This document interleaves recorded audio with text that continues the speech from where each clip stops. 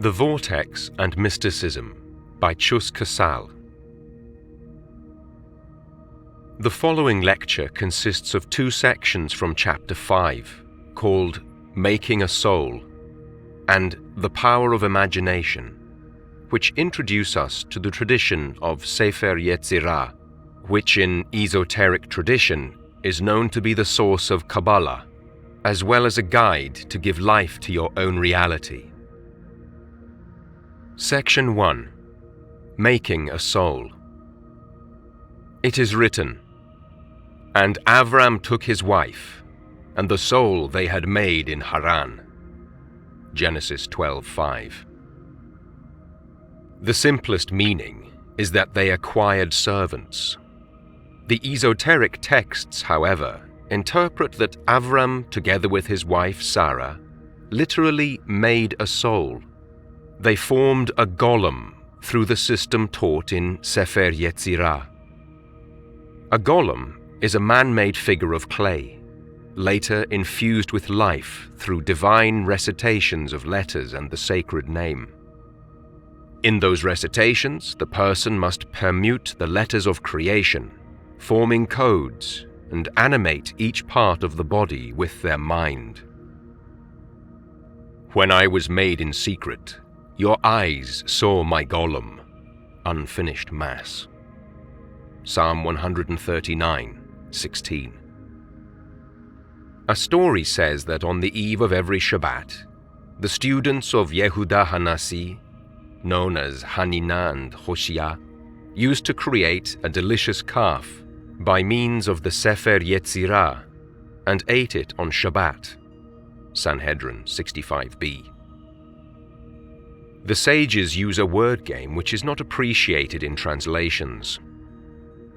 Rava bara gabra. Rava created a man. Sanhedrin 65b. The method specified in Hilkot Yetzirah, the discipline of forming, requires enormous levels of concentration and detail. It has been taught that in order to form a whole astral body with this discipline, one needs to engage in meditation the entire day and project it towards a physical vessel, usually virgin soil, clay. Why virgin soil? This is the process that God used to create Adam in Genesis. As it is written, that he formed the man of dust from the soil. Genesis 2:7. Hence, Isaiah says, Isaiah 64:7, "Our Father, we are the clay, you are our potter." Literally, we are the matter, and you are the one who forms us. This meditational discipline is called Hilkot Yetzirah, the discipline of formation, because it guides us into shaping reality in a godlike manner. It is not merely coincidental that the most famous wizard in our generation is called Harry Potter. Needless to say that not everybody is on such a level as to have the proper concentration and to recite without error all the Hebrew permutations required to create an animated being. I am not going to debate here whether these stories are true or not, or whether these practices actually work. For the purpose of this book, what I'm interested in is the valuable, practical lesson they teach. We are learning here that you can turn a lifeless dream into reality through the power of disciplined imagination. Step by step, through very profound meditation, you can focus on every single major and minor detail of your dream, forming a very vivid image of it in your mind and in your feelings, and infuse it with the sacred name. In other words, with existence.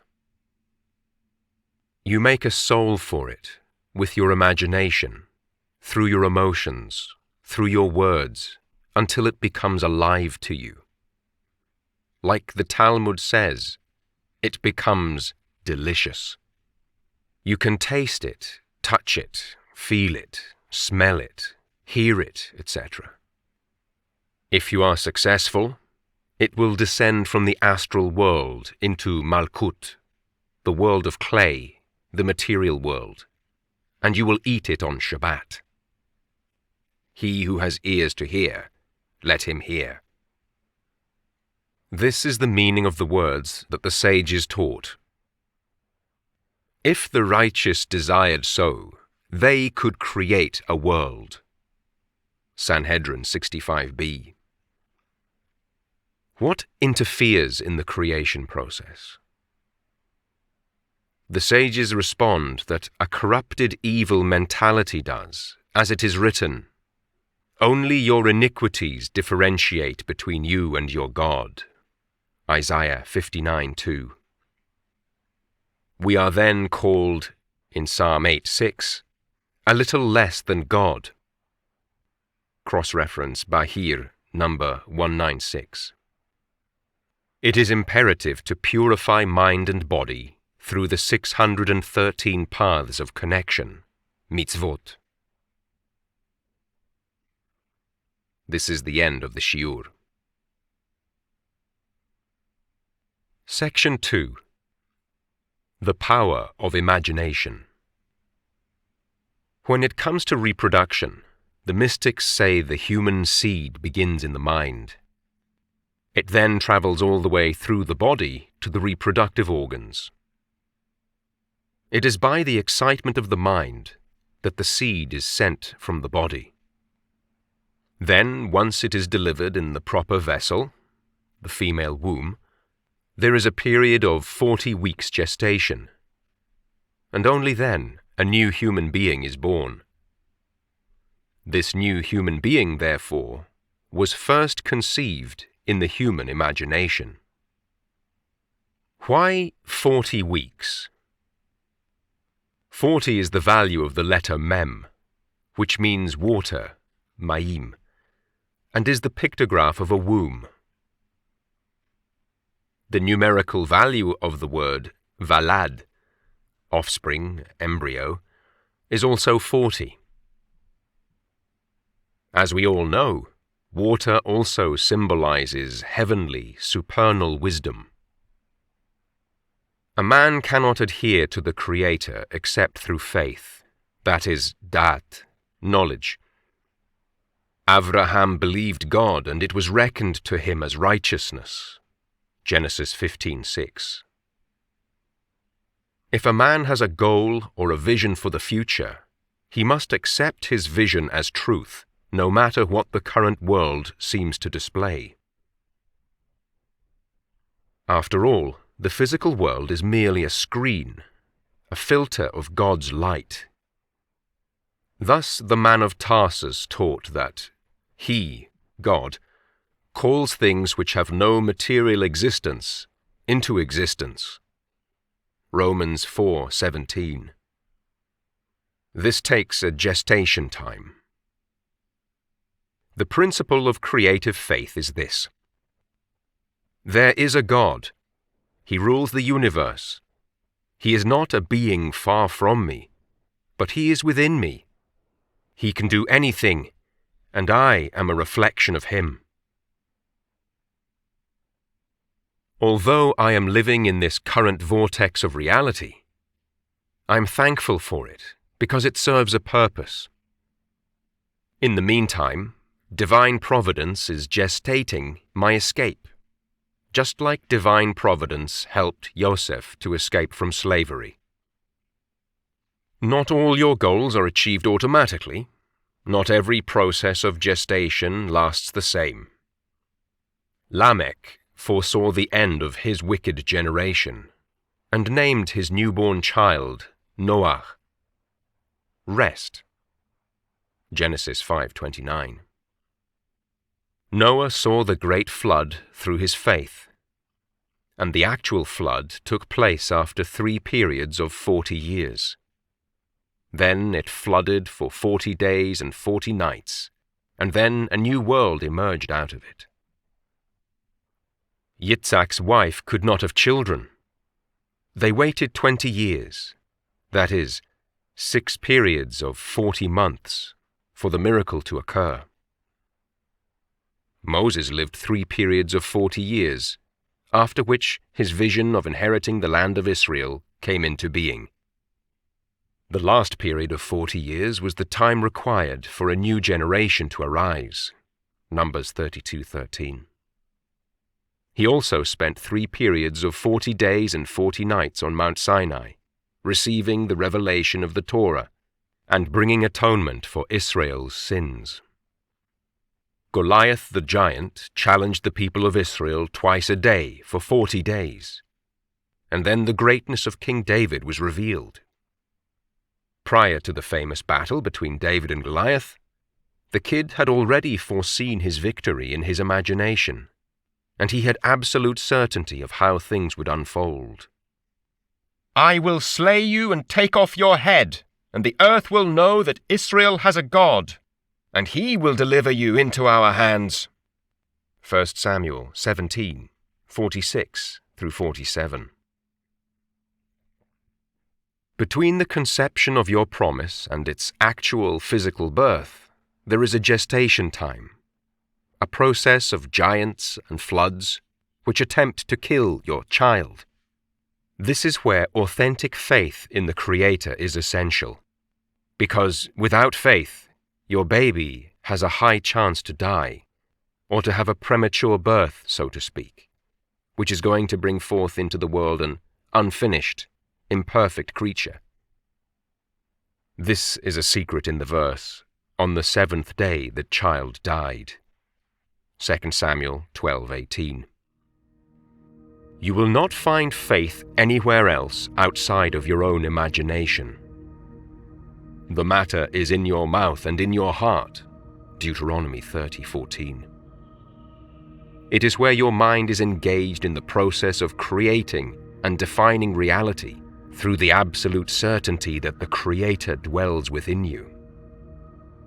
Faith connects your mind below to the Most High above, who can literally do anything.